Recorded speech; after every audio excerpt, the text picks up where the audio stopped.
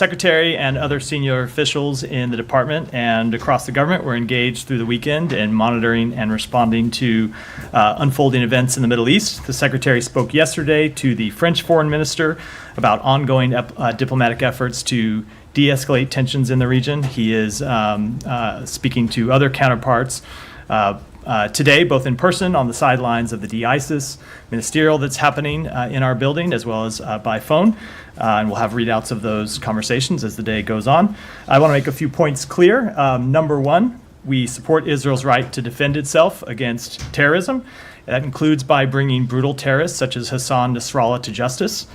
At the same time, we ultimately want to see a diplomatic resolution to conflict in the Middle East that provides long-term security for the people of Israel, the people of Lebanon, and the Palestinian people, as well as the broader region, and we will continue to work to advance efforts along those fronts. With that, Matt. Right. Okay. Well, just first, can you give us an idea of who he plans to talk to? He was on the phone when I walked down here with the UK foreign minister.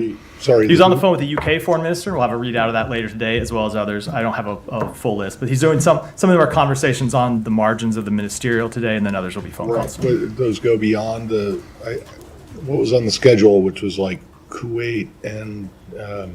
The ones that are on the public schedule, and then I wouldn't foreclose others that are just opportunistic as he sees people here in the building. Okay. Is he going to be speaking with any Israeli officials? He has been speaking with Israeli officials dating back to last week, and will continue to. Some of those conversations we read out, some we do not. So he has had. Is it accurate to say that he has had conversations today with Israeli officials? I don't know that he has had any yet today, but he will continue to engage with Israeli officials. And then, so what is your understanding of what Israel is planning to do or not to do? So I will let. I'm going to assume you're referring to the reports. Tell me what Israel is going to do. I'm asking you what they have told you they are going to do or not do. So I think I shouldn't presume. I'll answer the question, but I think for my voice. That's okay. I know there was an important Buffalo Bills game last night that I assume you were. You know what? I thought I said that we were not going to talk about. I apologize for bringing it up. Fair. It's not a good evening. Fair point. So look, I'll let Israel speak to its own military operations. We have been engaged in conversations with them about those operations, but the timing, purpose, tempo of those, I'll let them speak to. So they haven't told you anything about what's going on? They have been. We have been in conversations. They have been informing us about a number of operations. I've seen reports about ground operations. We've had some conversations with them about that. They have, at this time, told us that those are limited operations focused on Hezbollah infrastructure near the border, but we're in continuous conversations with them about it. Thank you. Mayor. Matt, on those conversations, and you said they told us those are limited operations.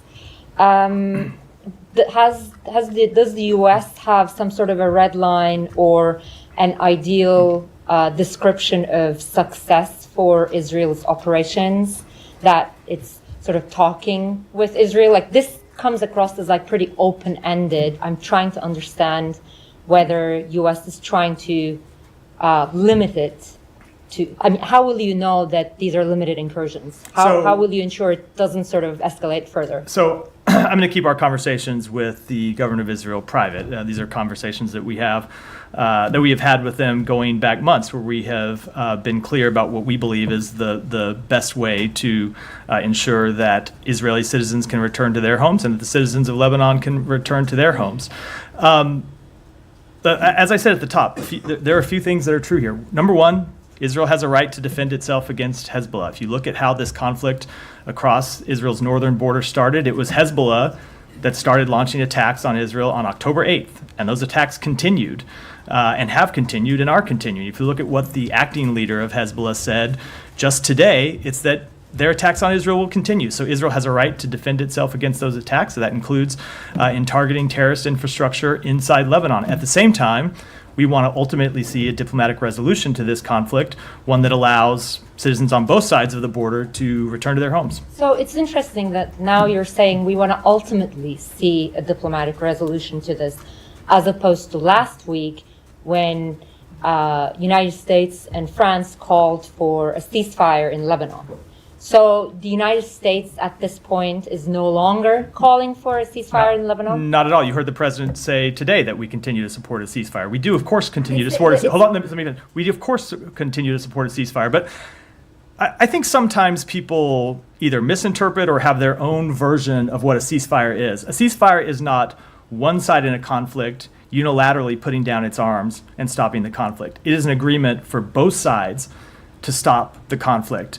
And in this case, what we have proposed is a 21-day ceasefire where both sides would stop attacking the other and we would reach a diplomatic resolution. And we are going to continue to engage with our Israeli counterparts, with Lebanese counterparts, and with other countries around the world to reach that objective. But at the same time, there are a couple other things that are true as well, which is that, number one, military pressure can at times enable diplomacy. Of course, military pressure can also lead to miscalculation. It can lead to unintended consequences, and we're in conversations with Israel about all of these factors now. So is that 21-day ceasefire proposal still on the table with the Israelis? Of course it is. You heard the president speak to it today. But that said, a ceasefire is not a call for one side unilaterally in a conflict to stop defending itself. It is a conflict. It is a call for a diplomatic resolution that both sides would agree to. And so, yes, Israel continues to engage in this conflict, but as I said a minute ago, when you heard the new acting leader of Hezbollah come out today, what he said is they are going to continue their attacks on Israel. So it's why I go back to the history of this, that this conflict started because it was Hezbollah on the day after October 7th that started launching rocket attacks across the border that had not stopped until this day. And Israel has a right to defend itself against those attacks. Can you clarify, or can you help us understand what exactly U.S. is doing right now? If that 21-day ceasefire proposal is still on the table, like what are you exactly doing to sort of diplomatically end this? What is the secretary doing, or what is the White House doing? Because from what it sounds like from what you're saying is last week, for example, a U.S. official and I believe senior other U.S. officials have said they disagreed with Israel's argument to escalate to de-escalate. Now, you don't sound like you're disagreeing with that anymore. You're talking about how military pressure could yield to some sort of a diplomatic resolution. So I just want to understand, what are you doing diplomatically? We are engaged in diplomatic conversations with all of the relevant parties in the region, our parties around the world, the parties that were on the call that we put out last week for a diplomatic resolution, and we continue to work to reach one. But if you look at the statement that we put out with the G7, with the EU, with a number of our important Arab partners last week, it was for a ceasefire, but it was also for a diplomatic resolution that called for the implementation of UN Security Council Resolution 1701.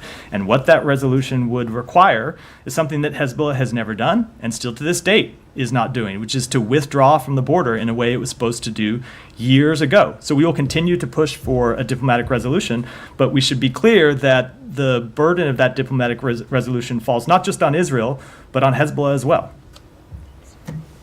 On what comes after a diplomatic resolution for the current conflict, are you able to just give us a little bit more about the long-term strategy on what happens with Lebanon now, given that there is a bit of a power vacuum in the country?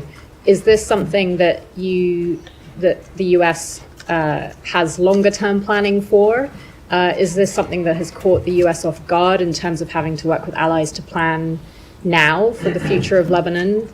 Is there something you can give us in terms of understanding the US's role in this next step for Lebanon? So first of all, I'd say that there has actually been a power vacuum in Lebanon for some time. And there's been a power vacuum in Lebanon largely because Hezbollah has held a veto over the choosing of a new president. And Hezbollah has prevented the convening of the parliament to choose a new president. So it is a sad statement of reality that there has been a political vacuum that has prevented that country from moving forward with full political governance and an ability to implement UN Security Council 1701, as well as a number of economic reforms that we have called for and other partners have called for some time. So I would say, I think with respect to the events of the last few days, it is too early to see how those are going to shake out. Certainly, I think it is an unalloyed good for the people of Lebanon and the people of the broader region that Hassan Nasrallah is no longer walking the face of this earth. He is someone who, as I said, held Lebanon's political governance from moving forward. He is someone who has attacked the civilians of Lebanon over the years. He's someone who's attacked, obviously, civilians of Israel. He's attacked American citizens, and he's attacked civilians in Syria. So it is an unallied good for the region and the world that he is no longer with us. But where Lebanon will go from here, I think it is far too early to say. Obviously, we want to see the people of Lebanon able to choose their future and not be held hostage to a terrorist organization. And on the talks last week on the sidelines of at the UN General Assembly in New York, was there any? Would you describe it as a miscommunication between the Israelis and the US about a ceasefire being something that they would also want to work towards, or is that? So I don't think I want to characterize it. We put out the statement that we made with our partners, in full coordination with our partners. We, at the same time, were having conversations with the government of Israel and with the government of Lebanon. They obviously weren't a party to that statement, or you would have seen their name on it. But it was one that we took in conjunction with our other partners. And ultimately, what we saw Israel do took 24 hours. But ultimately, what we saw them do is say that they welcomed our efforts and they shared our aims, which is a long-term diplomatic resolution. Now, what happens between now and getting there, I think it's too early to say, but that is ultimately what we're going to try to bring about. And can I just ask a last one on Gaza? There was reporting in the Israeli press a few days ago about Yahya Sinwar, that there wasn't any communication with him in the last couple of weeks. The secretary also spoke about this last week, saying that Hamas is not engaging right now. Can you give us any update on the efforts there, talks? So I don't, with respect to the first question, when it comes to Sinwar, I don't have any update on his condition at all, one way or the other. When it comes to talks, though, what the secretary was speaking to is the fact that, several weeks ago, we were quite public about the fact that we had presented a bridging proposal that tried to get both sides to yes, and there were a number of implementing details that we needed to work out. And we were in a place where we were looking to present a further proposal that would bridge those remaining differences. And what's happened over the past several weeks is that the mediators that discuss these issues with Hamas, so Qatar and Egypt, have not been willing to get them to engage, have not been able to get them to engage at all. They have Qatar and Egypt have very much been willing, but had no party at the other end of the line willing to engage substantively at all in these proposals. So the reason you have not seen us put forward this proposal is we can't get a clear answer from Hamas of what they're willing to entertain and what they're not willing to entertain. So that's why the secretary made those comments. We're going to continue to try to work it, but it goes back to the point I made about ceasefires in the context of Hezbollah. To get a ceasefire, you need parties on both sides that are willing to discuss the issues with you and ultimately make decisions. This is not to say that Israel has fully accepted a ceasefire. Obviously, we know they have tough decisions to make, but the issue over the last few weeks has been that Hamas has been unwilling to engage. And finally, are the Israelis still at the table if that? We are still engaged with the Israelis on the question, and we had been, this process I spoke about where we were discussing the remaining issues with the mediators, we had been doing with Israel. And we had been discussing with Israel how we could get by the various differences and had an ongoing back and forth that would inform the proposal that we intended to present. So that process has been ongoing, but it has stalled on the other side. Okay.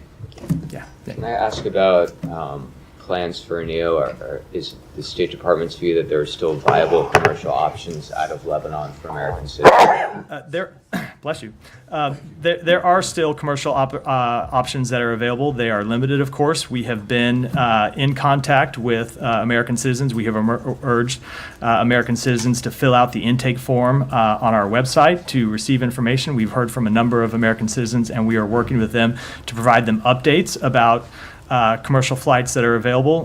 We are working with airlines to address requests by U.S. citizens to depart Lebanon by providing additional flights with seats for personnel purchase, and we're exploring other options, as we always do in these circumstances, but I don't have anything to announce today. Yeah. So wait, so what was the answer to his question? I said it was a full answer about the things that we Well, are no, doing, no, and we he are asked about a exploring. NEO. We are not evacuating. Let me just be clear. We're not evacuating American citizens from Lebanon at this time. We always conduct a prudent planning process. We have been doing that for some months, going all the way back to October 7th. But at this time, there's still commercial options available. All right, and when you talk about how the embassy is and again, excuse my voice, when you talk about commercial options for flights, in the past, or back in 2006, a large majority of the people who left under your auspices left on ferries. Is that also? I don't want to say what options are or not under consideration. At this time, there are commercial options available. We are exploring other Flights. Commercial flights available. Yeah. We are exploring other potential options should we need to, but it's not a decision we've made as of yet. Thanks. No, sorry, I said go, Kai. The 21-day ceasefire proposal you say is still on the table. Is that is that the focus of U.S. diplomatic efforts right now, or are you also pursuing other diplomatic solutions to what we're seeing between Hezbollah and It Israel? is the focus of our efforts, linked, of course, as we made clear when we made the proposal in the first place, to a broader diplomatic resolution. The idea of the ceasefire was not a ceasefire just for a ceasefire's sake. It was a ceasefire to give space to pursue a broader diplomatic resolution that would include Hezbollah pulling back from the border so Israeli citizens and Lebanese citizens would feel safe to return to their homes. And to be clear, you've still not received a direct Israeli response to that proposal because Netanyahu first threw cold water on it, then his office put out a statement, with some openness to a U.S. role in bringing down tensions there, but not responding to the proposal. So we don't know what Israel's response still is to that. Is that right? We have been engaged in ongoing discussions with them about the proposal. Okay. And then when we watch what Israel's doing here, they're saying they're open to a diplomatic solution, but they continue to forge ahead with these incursions into Lebanon. Is it the U.S. view that it is productive for them to be continuing to carry out their military campaign against Hezbollah while you're trying to find a diplomatic solution? So as you heard me say a moment ago, look, we recognize that at times military pressure can enable diplomacy. That's true. Is that the case now? That's true. I will say it is also true that military pressure can lead to miscalculation. It can lead to unintended consequences. We are in conversation with Israel about all of these factors. These are decisions that they have to make for themselves. No one else can make them for them. What we're going to continue to communicate to them is that while we support their right to defend themselves against terrorism, we support efforts to ensure that Israeli citizens can return to their homes. Ultimately, we believe a diplomatic resolution is the best way to accomplish that. And you won't say if the military pressure that they're applying now is productive or concerning and unproductive and could lead to a miscalculation? I'm not going to make an assessment, no. Eva, go ahead. Matthias Naim Qassem went out and said today that they will not stop attacks. They will continue. But the Lebanese Prime Minister, he said, we are ready. After meeting the speaker, we are ready to implement the 1701. We are ready to send the army to the borders and elect a new president. I know there is a lot of things changing in Lebanon at this moment, but is there a room to avoid a military operation in Lebanon? I mean, what are you asking for? Are you asking now for Hezbollah to go and say, we withdraw from the border, we will implement the 1701 so you can put pressure on the Israeli? Do you think there's a room with the Israeli government, this government, to stop, to avoid a ground operation? We always believe that there is space for diplomacy, and we are not going to give up on diplomacy in this instance, as we never do.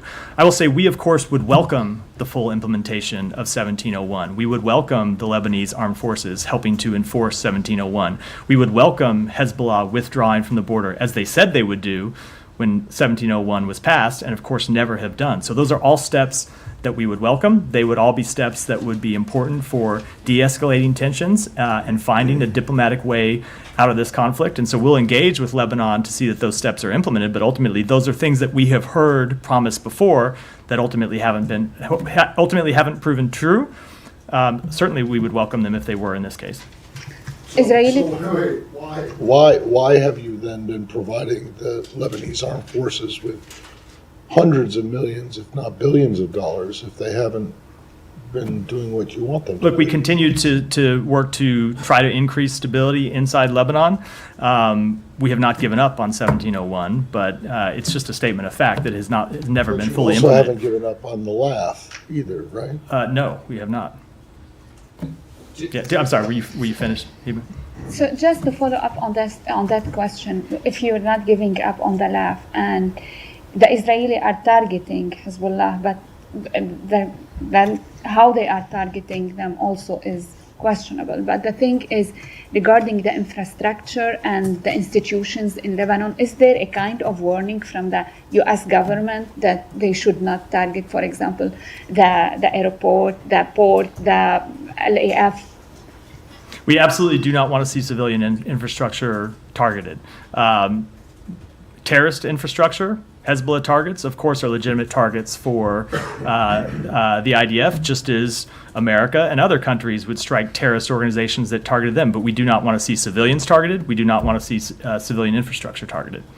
And one more question. The Israeli Prime Minister also said that he wants to change the face of the Middle East, and he was addressing the Iranian people. So what do you read in this speech? Because he made this speech before also his operations in Lebanon. So I have not seen his full remarks. I saw that he released a video today. I haven't watched them in full, so I'm a little bit reluctant to comment on them at this time. Yeah, Tom. Just wanted to follow up on what you were saying a moment ago, because you've spoken a lot about the security issues for both Israel and Lebanon and sort of, across the border in a state-on-state sense. But what about, how concerned are you about stability within Lebanon, both politically and socially? We know that this is a country with a very fragile sectarian makeup. We've now had a huge shock to that, given what the Israelis have done over the last week or two, and which compounds a series of very significant shocks for that country over the last years, from a financial crisis to the Beirut port explosion and so on. So what's your assessment on what all this does to Lebanon internally? I think it is too early to say. And I'll go back to the answer that I gave. I don't remember whose question it was. The concern over Lebanon's stability is not something that just started last week, right? You look at the incidents that you spoke to. You look at the fact that Hezbollah has prevented the appointment of a president for, I think it's around 2 years now. We have been greatly concerned about the stability of Lebanon. In terms of what the events of the past week mean, I think it is far too early to say, but the exit of Hassan Nasrallah from the stage, we believe is an unalloyed good for the country and the region. It just is just a fact when you have a brutal terrorist with that much civilian blood on his hands no longer operating. That is a good outcome. And to follow up on the points about, you were asked a lot about your demands, or your calls rather, for a ceasefire last week. But you did more than that, because you were calling for restraint repeatedly. And the US was leading the diplomatic charge at the United Nations on this. What we have definitely not seen is restraint. And you talked about a ceasefire involving two sides, but on this we have seen a very sharp escalation by the Israelis. So as your call for restraint has failed. So we continue to call for a diplomatic resolution, but at the same time, as I said, Hezbollah has continued to launch rockets that have kept Israeli civilians from returning to their home, and Israel absolutely, along with every country in the world, has a right to defend itself from terrorism. It also has a right to go after legitimate terrorist targets like Hassan Nasrallah, and we support them taking those steps. Just as we have brought terrorists who targeted American citizens to justice over time.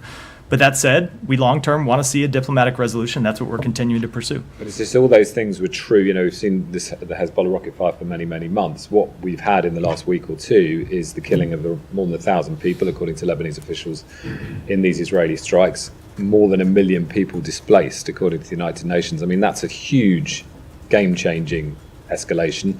And last week you were calling for restraint. So I'm just sort of asking the question about whether or not you think you got restraint, Well, or your calls were heeded. let me just take a few things specifically when it comes to the death of Hassan Nasrallah, which is, I think, the event that most people have referred to as the most escalatory.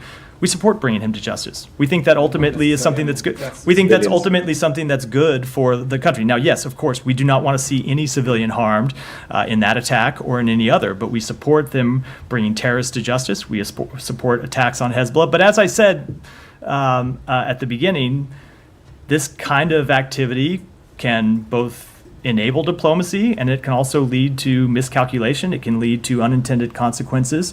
And so we're going to continue to engage to try to de-escalate tensions to the best of our ability, ensure that it doesn't lead to miscalculation and unintended consequences. But ultimately, Israel's a sovereign country that is going to make these decisions for itself. And just on that point about displacement, I mean, I mentioned the UN saying more than 1 million people in Lebanon. I mean, many have had to flee across the border into Syria. Are you happy?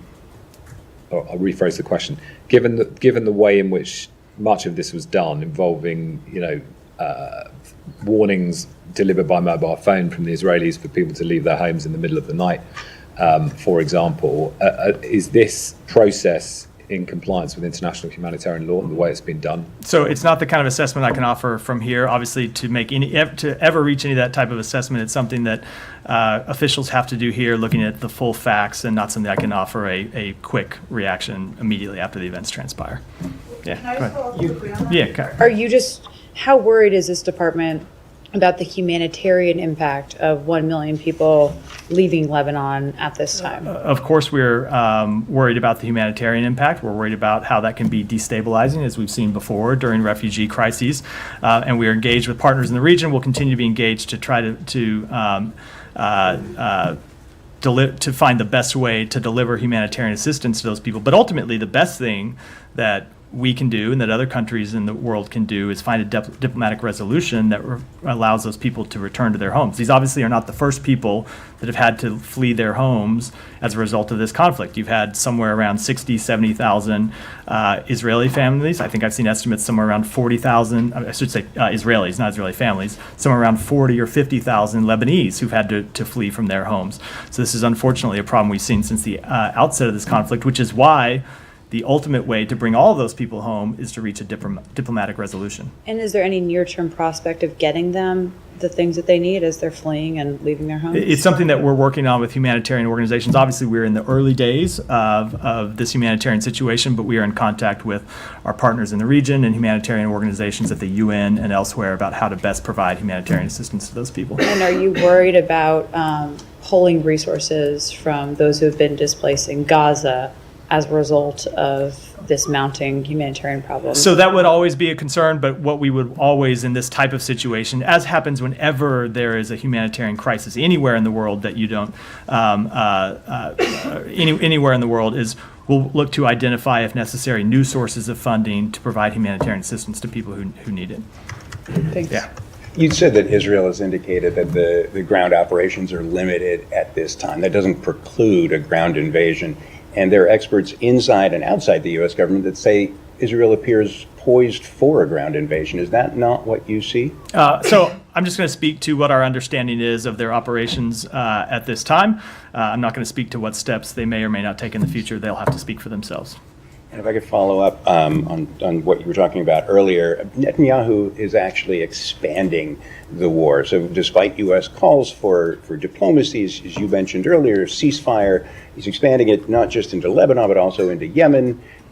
Is it safe to say that he's simply ignoring U.S. concerns? So let me take a little issue with the way you frame the question. Israel did not attack Hezbollah first. Israel did not attack the Houthis first. In both cases, those were responses by the government of Israel to attacks from terrorist organizations. So they struck Hezbollah after taking months and months of rocket fire and last week missile fire, drone fire from Hezbollah. When it comes to the Houthis, they have been on the receiving end of attacks, including in recent days from the Houthis that they were responding to. So they, like every country in the world, have a right to defend themselves from terrorism. Now, the way they do it matters, ensuring that they do so in a way that doesn't that avoids miscalculation and doesn't needlessly increase tensions. That is the type of thing we will continue to be in conversation with them about. But I think we ought to just be clear about the facts of what happened. Sure, but I mean, you have mentioned that the U.S. has counseled restraint. I mean, have you seen any restraint? So I'm going to just go back to what I have spoken to, which is we want to see a diplomatic resolution. But when it comes to restraint, we also support Israel's right to defend itself against terrorism. If the United States was on the receiving end of a terrorist organization launching rockets at us, we would defend ourselves against that terrorist organization. If that was Hezbollah, if that was the Houthis, if that was Hamas, I can guarantee you those are steps that we would take. Those are steps that just about any country in the world would take. Now, the way they do it matters. The fact that they need to be smart and strategic matters, and we're going to continue to talk with them about how best to accomplish those goals, but they absolutely have the right to defend themselves against ongoing attacks from terrorism. Understood. One bit of clarification here. Are the Houthis currently a designated FTO? They are not a designated FTO, but they. Isn't one of the first things this administration did when it came into office to remove the Houthis from the FTO list? If you recall, we have designated them under another designation continue under this other designation to refer to them and treat them as a terrorist organization. All right, I just want to make the point that they are not an FTO at the moment. Sorry. One follow-up on Lebanon, and I will have one more question on the region. You said Israelis told you that this is a limited operation. Can you elaborate more on that? Like, how do you define a limited operation, and how do you define a major operation? So I am. This is not a U.S. definition. This is what they have informed us that they are currently conducting, which are limited operations targeting Hezbollah infrastructure near the border. I will let them speak for themselves about what the operations actually are. And these are limited ground operations. That is our understanding. But again, they should speak to that, not us. Yeah. And today marks the 4th week since the killing of Turkish-American activist Ayşenur Ezgi Egi by Israeli forces in the West Bank. Do you have any updates on the investigation? So we were engaged in recent days with the government of Israel about exactly this question, and we're informed that the full criminal investigation is still ongoing. And have they given you any timeline? I'm not aware of any timeline. It's possible they've given it to other officials. I'm not aware of one, no. One more on this. 103 U.S. Congress members have sent a letter to Secretary Blinken and President Biden and the Justice Department calling for an independent investigation into the killing of Ayşenur. Can you confirm if you received this letter, and do you have any response to them? So I'm sure we have received the letter. I'm not aware of it, but I'm sure we have, and we will respond to them in due time through our normal process, as we always do. But when it comes to whether there needs to be a subsequent investigation, we've made clear we want to see the full criminal investigation play out first before we make any other decisions. I want to follow up on the limited ground operation. You don't want to define it, but what you are against? I mean, are you against the Israelis staying in South Lebanon? Are you against another occupation? I know you don't want to define the limited operation. We want to see a diplomatic resolution, period. I'm going to leave it at that. Yeah, go ahead. Thank you, Matt. Switching to Ukraine, if I may. You guys put out a joint statement on Ukraine, Russia's annexation of portion of Ukrainian regions. Some of them, Zaporozhye included, was under constant attack, daily attack over the weekend. I'll give you a chance to expand on that. And don't you think that Ukraine actually could be able to prevent those weekend attacks if it had permission to strike back? So I don't have anything to expand on the statement that we put out. But of course, first of all, Ukraine does not need our permission to strike back against Russian targets. They're a sovereign country and can use the weapons that they build on their own, of which are many. If you look at the programs that they have put in place over the last year. And then when you look at the weapons that we have provided to them, we've made clear that they can use them to strike back against Russian targets across the border that are launching attacks. So Ukraine does have an enormous amount of material to defend itself. We always look at whether there are additional tools that we can provide them.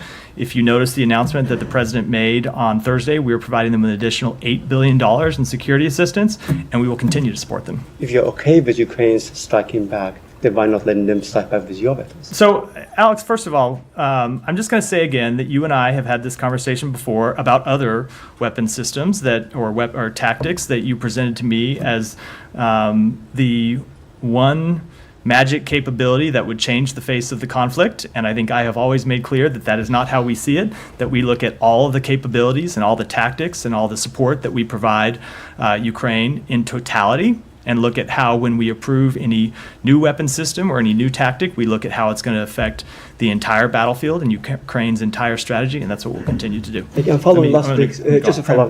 Prem, go ahead. Thank you, Matt. What we're seeing in Lebanon, we saw a similar pattern with regards to Rafah. First, the U.S. saying that they wouldn't want to see Israel conducting major operations. Then Israel going ahead with what they called limited operations, and then this continued tolerance of sort of day-to-day attacks. That has led to over 44% of all buildings in Rafah being either destroyed or damaged, according to satellite photos. Which is to say that there might not have been a major operation in Rafah, but there was cumulative attacks that led to a good deal of destruction. So how does this precedent of Rafah portend for Lebanon? So every conflict is different, but if you look at what we continue to engage with Israel about when it comes to Lebanon, is ensuring that they have the ability to attack terrorist targets, terrorist infrastructure, a terrorist organization, but ultimately we want to see a diplomatic resolution. But was that the case with Rafah, for instance, not just in Rafah, but... We've never wanted to see a diplomatic resolution with Hamas.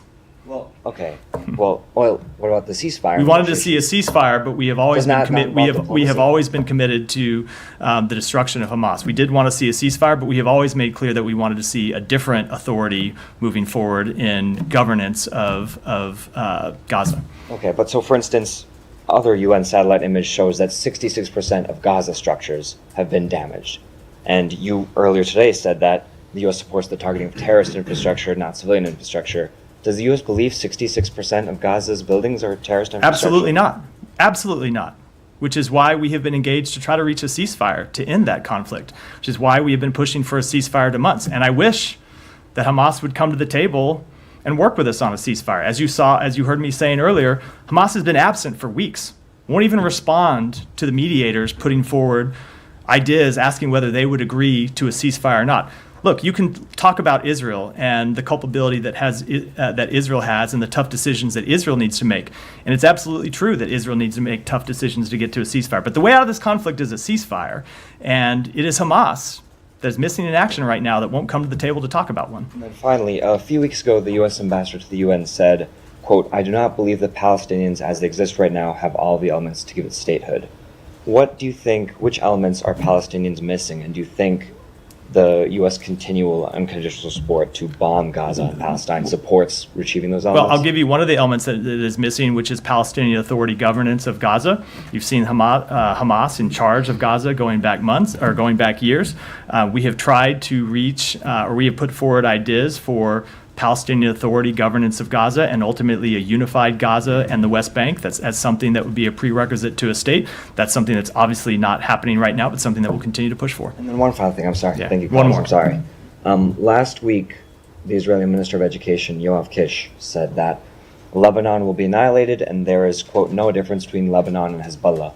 What's your response to a person tasked with educating Israelis saying such a thing? Well, obviously that statement is not true, and those comments are completely inappropriate. So you said the Palestinian Authority, one of the defects or shortcomings is the PA doesn't have control over Gaza. Do you think that the PA has effective governing control over the West Bank? It has effective governing control over parts of the West Bank, certainly not all of it.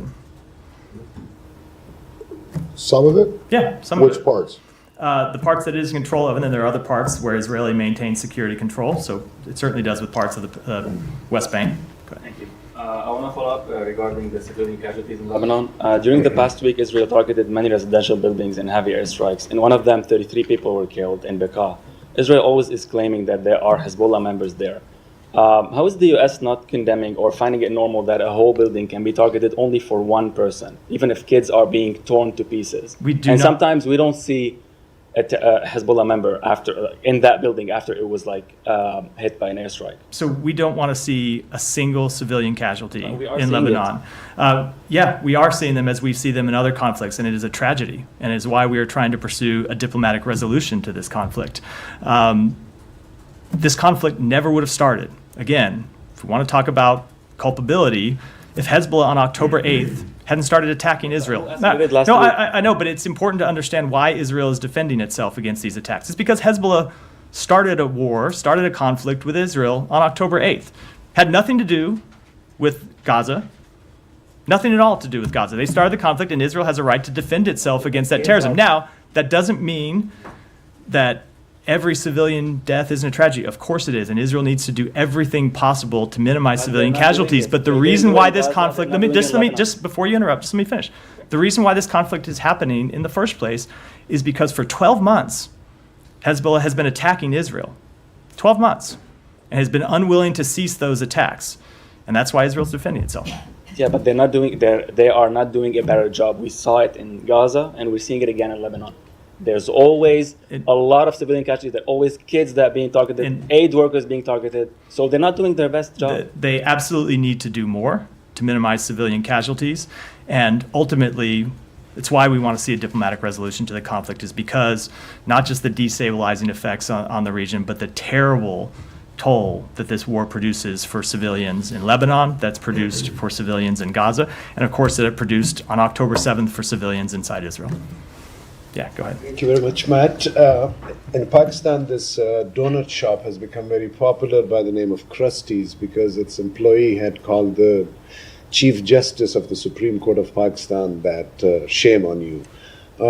My question is, do you hear these things? I mean, spokesperson, you see globally, do you see countries where the Chief Justices are called shame on you?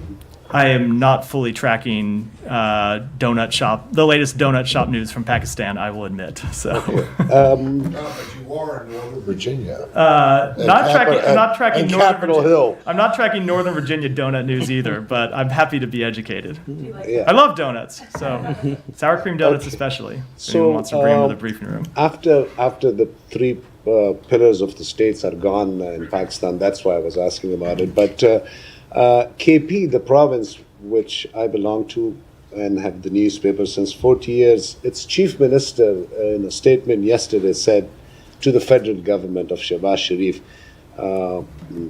after their protest was interrupted and stuff, that if next time you shoot us with one bullet, we are going to shoot you with 10 bullets. Does these kind of statements worry the U.S. at all about the situation in Pakistan? So I wasn't aware of that statement until you brought it to my attention. I'd want to see it in its full context before I commented. Let me go because we're running out of time. Let me go to your Thank colleague. you so much, Matt. I have three short questions on Bangladesh issue. Given Nobel laureate and chief advisor to the Bangladesh government, Muhammad Yunus' recent acknowledgement of meticulously designed conspiracy leading to political change in Bangladesh. As he said at the Clinton Global Initiative annual meeting, it's amazingly meticulously designed thing. Nothing happened by chance. My question is, what shall be the U.S. government stand on whom to hold responsible for killing of hundreds of people in Bangladesh from human rights perspective? We think there need to be full investigations into the civilians who lost their life during the protests and the crackdown on the protests in recent months. And there needs to be full accountability for anyone responsible. Thank you so much. And there are reports of violence involving the use of armed forces against workers in Ashulia area near Dhaka. These casualties reported also. Given reference in 2014, Chairman of U.S. State Committee on Foreign Relations, Robert Menendez, said on the first anniversary of the Rana Plaza tragedy that Western countries would not buy clothes that are stained with the blood of Bangladeshi workers. Given the U.S. long-standing advocacy for labor rights and peaceful protests, does the State Department have any comments and concern regarding this? And let me take that one back and get can answer. The And then- last question on press on Bangladesh. Several prominent journalists in Bangladesh, including Shakil Ahmed, Farjana Rupa, Muzammil Haq Babu, Shemal Datta, and Mahmudur Rahman, are reportedly being held in custody without bail. Given the importance of press freedom as a pillar of democracy, does the State Department have any concern on comments regarding the current situation in Bangladesh? We want to see press freedoms upheld in Bangladesh and, of course, across the world. In the back. Thank you. In Asia, did you get an answer to the question I posed? No, to you? I have to follow up with you on it. Over the last few hours, Israel has been striking not only in Dahi, the suburbs, but also in Kola, which is inside Beirut for the first time. It's an area, Kola, that it's a connection point to the airport where there is many foreigners, not just Lebanese people, people from many sects. So it's not just Hezbollah. Are you concerned about this more recent strike? And is it time to ask, are you in coordination with Israel about what is a red line, what is not a red line, where to strike and bomb? Because there is U.S. citizens in Lebanon, and that's an area frequently. So I've seen reports of that strike. I don't have any further information about it, so I wouldn't want to comment in detail. But as I said earlier, of course, we do not want to see any civilian targets, any civilian infrastructure targeted in any way. Let me go to Nick, and then we'll wrap for the day. There's reporting the U.S. will not seek another term on the UN Human Rights Council. Is that accurate? And if so, why? It is accurate. We decided not to seek another Human Rights Council, as another spot on the Human Rights Council at this time, just because we were engaged with our allies about the best way to move forward. There were 3 seats available, 4 countries that were interested. We looked at the other countries that were running for this spot, Spain, Iceland, Switzerland. All of them are countries with a very strong record of support for human rights. We thought they could carry the flag forward, but we will engage, we will continue to remain engaged on human rights issues and are currently slated to run again in 2028. With that, we'll wrap for the day.